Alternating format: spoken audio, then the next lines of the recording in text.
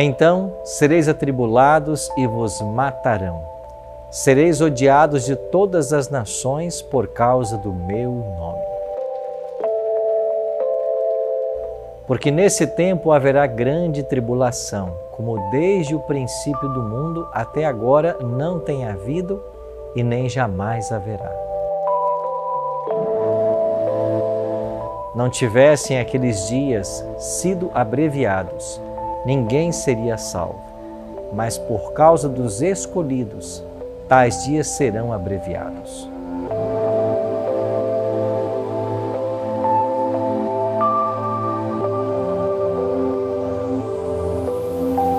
Vamos voltar à cena de Jesus no Monte das Oliveiras com seus discípulos. Em seu sermão profético aos discípulos, Jesus revelou a experiência de seu povo, desde o momento de sua ascensão até a ocasião do seu retorno. Olhando o futuro, Jesus detectou uma tempestade impetuosa de perseguições que assolaria seus seguidores nas eras seguintes. Eles deveriam trilhar o mesmo caminho de condenação e sofrimento que o Mestre percorreu.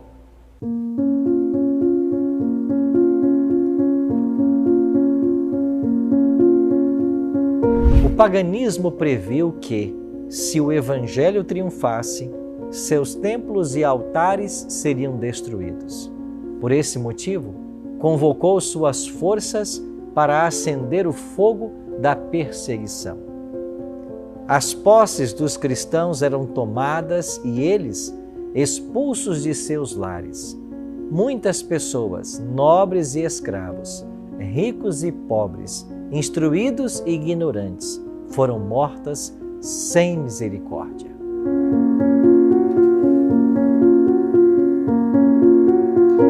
A perseguição começou com Nero e continuou por séculos. Os cristãos eram acusados falsamente de serem a causa de fomes, epidemias e terremotos. Muitos cristãos foram jogados às bestas selvagens ou queimados vivos em anfiteatros. Alguns foram crucificados, outros foram cobertos com pele de animais selvagens e lançados às arenas para serem despedaçados por cães em festas públicas. Vastas multidões se reuniam para se divertir com a morte dos cristãos e saudá-la com muito riso e aplauso. Os seguidores de Cristo foram forçados a se esconder em locais isolados, debaixo das colinas, fora da cidade de Roma. Longos corredores foram escavados através da terra e das pedras, por quilômetros além dos muros da cidade. Nesses refúgios subterrâneos, os seguidores de Cristo enterravam seus mortos. Ali também encontraram um lar enquanto eram foragidos. Muitos se lembraram das palavras do Mestre de que deveriam se alegrar quando fossem perseguidos. Grande seria seu galardão no céu, pois estavam sendo perseguidos da mesma maneira que os profetas antes deles. Os esforços de Satanás para destruir a Igreja de Cristo, usando violência, foram em vão. Ele podia até matar os obreiros de Deus, mas o Evangelho continuava a se espalhar e seus seguidores aumentavam. Tertuliano declarou: quanto mais nos ceifam, mais crescemos em número. O sangue dos cristãos é semente.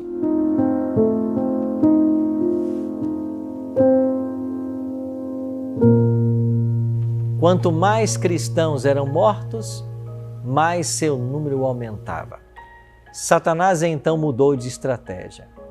Procurou agora fincar sua bandeira dentro da igreja cristã, a fim de obter por meio do engano aquilo que não conseguiu pela força.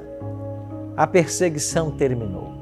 Em seu lugar, vieram os atrativos da prosperidade e das honras mundanas. A fé cristã foi deturpada. Muitos professavam aceitar a Jesus, mas não tinham convicção do pecado e não sentiam necessidade de se arrepender nem de mudar o coração. A igreja estava agora em perigo. Prisão, tortura, fogo e espada eram bênçãos em comparação com isso. Alguns cristãos permaneceram firmes, outros eram favoráveis à modificação da fé. E sob o manto de um suposto cristianismo, Satanás ganhou entrada na igreja e começou a corromper a fé genuína. Por fim, a maioria dos cristãos consentiu em abaixar os padrões. A união entre o cristianismo e o paganismo finalmente foi estabelecida. Doutrinas falsas, ritos supersticiosos, cerimônias de idolatria passaram a fazer parte da fé. A religião corrompeu, a igreja perdeu sua pureza. No entanto, alguns não se deixaram enganar. Permaneceram fiéis à verdade da palavra de Deus. Após um longo conflito, os fiéis perceberam que a separação era absolutamente necessária. Não ousavam tolerar erros que seriam fatais à sua alma e colocariam em risco a fé de seus filhos e netos. Sentiam que a paz custaria caro demais se precisassem comprá-la, sacrificando princípios.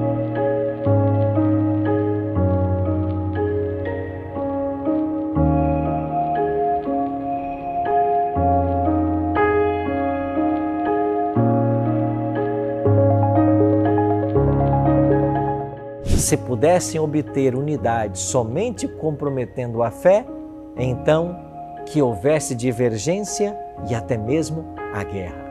Os primeiros cristãos eram pessoas verdadeiramente distintas, pequenos em número, posições ou títulos. Eram odiados pelos ímpios, assim como Caim odiava Abel. Dos dias de Cristo até hoje, seus fiéis discípulos têm despertado ódio e oposição da parte daqueles que amam o pecado.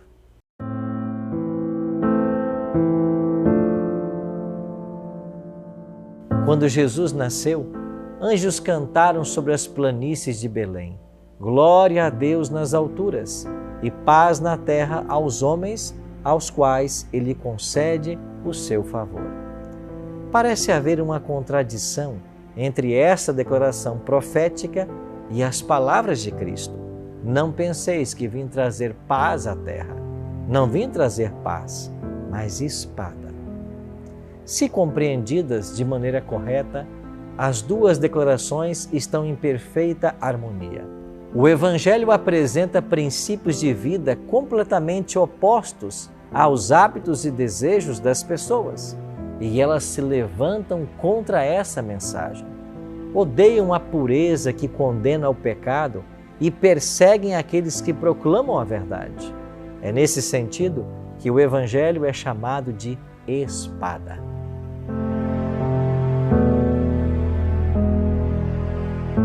Paulo declara: todos os que desejam viver piedosamente em Cristo Jesus serão perseguidos.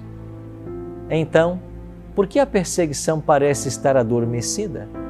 O único motivo é que a igreja se conformou ao padrão do mundo e, por isso, não desperta oposição. A religião em nossos dias não é a fé pura e santa de Cristo e de seus apóstolos. Como as pessoas são indiferentes às verdades da palavra de Deus, como há tão pouca espiritualidade vital dentro da igreja, o cristianismo tornou-se popular no mundo. É só haver um reavivamento da fé da igreja cristã primitiva que os fogos da perseguição serão novamente acesos.